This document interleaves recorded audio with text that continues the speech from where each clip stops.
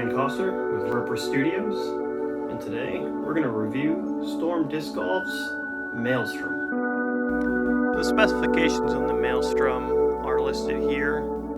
The max weight on this disc that they can get it up to be approved is 177.6 grams.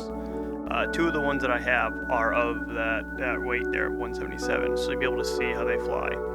The first set of throws here are tailwind shots in about 5 to 10 mile per hour wind. I was given 3 of them. So like I said, 2 are 177 and 1 is 173. So this one I'm throwing here. So it's holding a really nice straight line and then having a gradual fade. That one is definitely the more stable of the 3. This here's the 173 gram one, which it's still stable, but I can definitely get more on it. And they hold their hyzers really nice and gradual.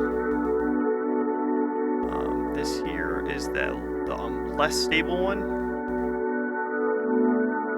than the other 2, but it still is heavier.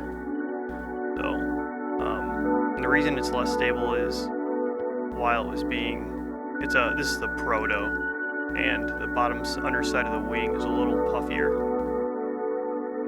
so it affects the parting line of the wing. But even with it being less stable, it still carries. It's not dumping over on me too much, like turning over too much. Here we have some forehands. My max forehand is maybe 250. On a good day, I can get it, close to 300. But overall, these are really comfortable to forehand because it is a lower rim.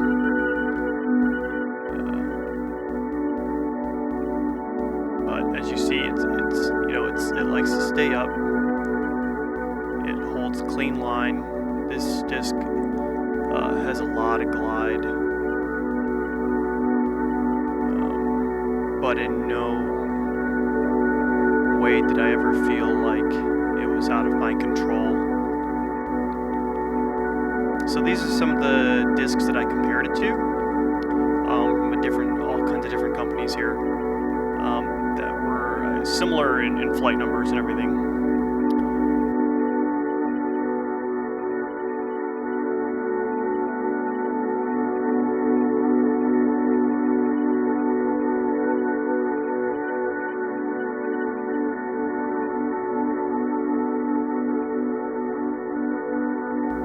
So first off, I have 3 different illusions from Gateway. And the reason I decided to use the illusion in this lineup is the Maelstrom and the illusion share the same bottom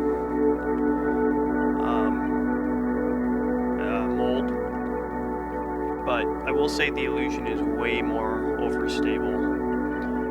It definitely is a power player disc. So this is the Berserker from Black Zombie Discs.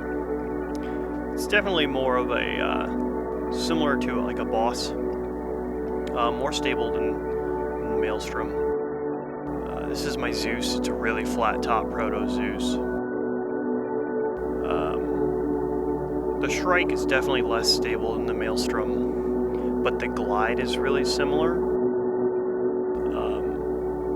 They both like to stay up in the air, to a similar degree. Now, I will say the Maelstrom is really close to a Destroyer. I know that's a very common thing to say in the disc golf world, but it is very similar. The Maelstrom's just slightly slower and has more glide than the Destroyer. Cloudbreaker, the one I have, is really stable. And then this Star Boss is a really old Star Boss and it's broken in, it's less stable, of course, and it's way faster than the Maelstrom. So this is the Maelstrom and some headwinds here. It holds its hyzers. It was a good headwind coming at us, and here's this flex shot here that it had a solid turnover and came back. And this one is the less stable one. So yeah, it carries. It turns over quite a bit, but it definitely has a fade at the tail end there. Here's this nose up hyzer with that 173 gram one. Just overall really smooth. This one was a little nose up, of course, but it was that less stable one, and it still turned over for me, but it dropped. Some headwind forehands. Now, I'm not a really strong forehand player. I'm still learning my form. But, like I said, because this disc is a little bit of a lower profile driver, it's really nice for forehands.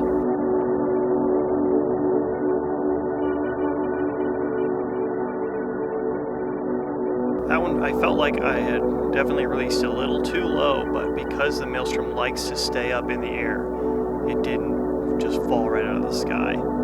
Then there was that less stable one, you know, I had it a little turned over there, but it started to fade and flatten out, so.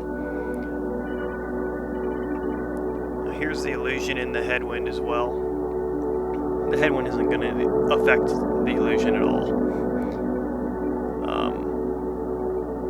This disc is really stable, and you definitely need to be really confident in your release and your snap to get this thing moving.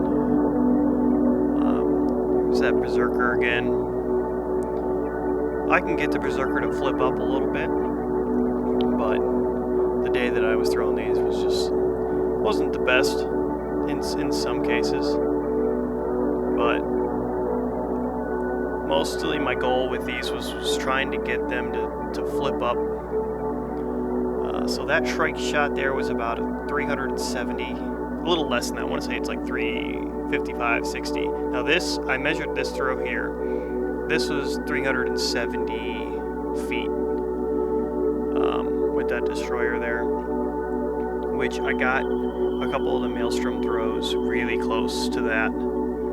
Here's that Cloud Breaker.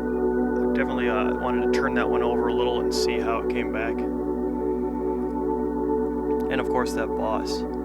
Now the one disc I used to have and I lost recently that I would compare the Maelstrom to the most is a Wraith, except it has more glide. The Maelstrom has more glide than the Wraith, but similar speed.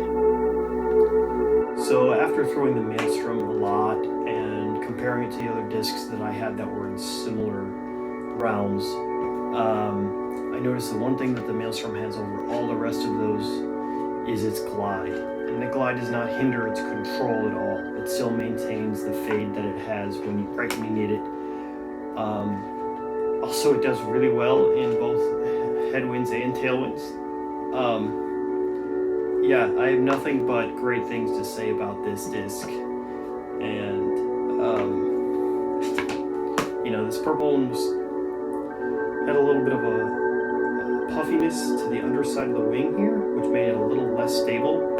But nothing I was going to be worried about. It wasn't going to turn over on me too much. But yeah, like I said, I love this disc. I'm definitely going to be rotating these three in and out of my bag. If you want to pick one up for yourself, you can go to www.stormdiscs.com and yeah, snag one or two or three. But I'm excited to keep throwing this disc. So thanks for watching, everyone. Thanks to Storm Disc Golf, Gateway Disc Sports. Music is by a singular artist in Michigan called Temporal Haze. Check it out. Don't forget to follow and subscribe.